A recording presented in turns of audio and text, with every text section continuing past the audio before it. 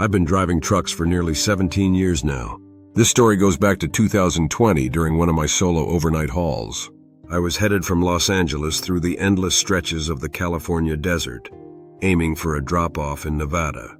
My load? A bunch of high-end electronics, too expensive for me to care about, but enough to put some serious pressure on me to deliver on time.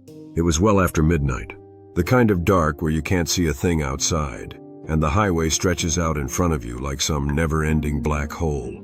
My headlights had been flickering for a while, barely enough to pierce the darkness, and I'd been putting off repairs for far too long. Normally I could get by, but now with no other cars around, the darkness was suffocating. Every few minutes I had to squint, trying to make out the road ahead. I'd been driving for hours, and I was beginning to feel the weight of my exhaustion. I should have pulled over for a nap hours ago, but I had bills to pay, and the pressure to keep moving was overwhelming. Sunrise was still hours away, and I had no intention of waiting it out. I was too stubborn for that. Then, something caught my eye.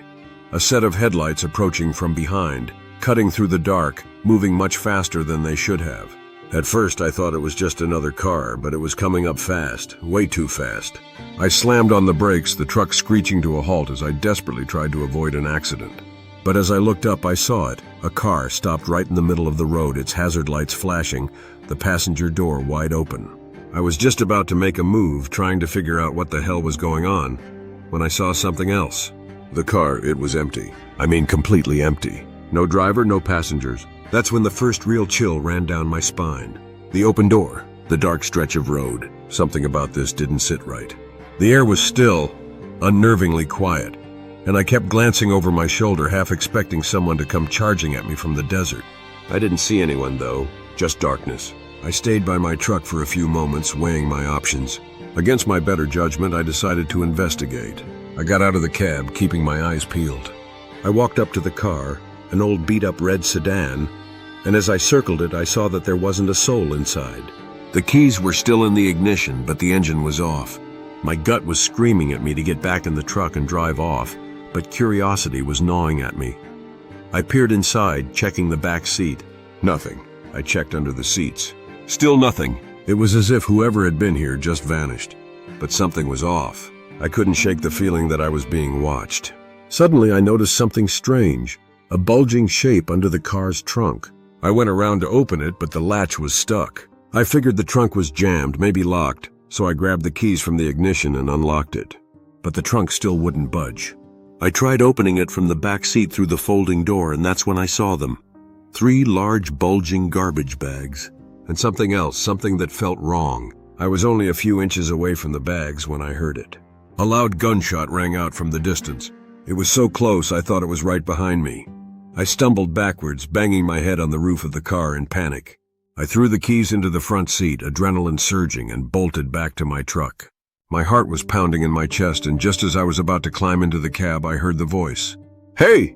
It came from far away, but rapidly approaching. I jumped into the truck, started the engine, and threw it in gear.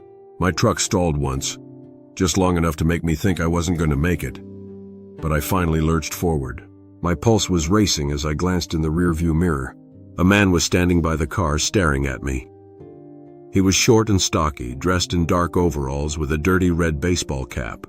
He was holding a shovel in one hand and a hunting rifle in the other. I locked eyes with him for a moment, and I'll never forget that look of absolute confusion on his face. I hit the gas, speeding up, desperate to get out of there. But then I saw it, headlights behind me, fast closing in. The same car, now tailing me at high speed, honking its horn relentlessly. My heart slammed in my chest as the car jerked into the lane next to me and slammed on its brakes, trying to force me off the road.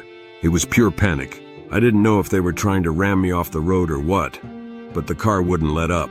For what felt like an eternity, it stayed right on my tail, honking, swerving around me, forcing me to slow down. I thought I was done for. Then just as I was about to lose my mind, I saw it. Flashing police lights up ahead. The car veered off the road, swerving into the desert, disappearing without a trace. I pulled over, shaking, and told the officer what happened. He just nodded and said they'd take care of it. No pursuit, no attempt to chase the guy down. I felt like I was losing my mind, and the cop? He just handed me a report form and sent me on my way. But here's the thing. After that night, I couldn't shake the feeling that something wasn't right.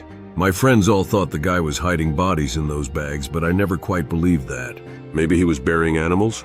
Maybe he was crazy? I don't know. But every time I drive through the desert at night, I feel that uneasy chill, wondering what really happened that night, and whether I'll ever truly know.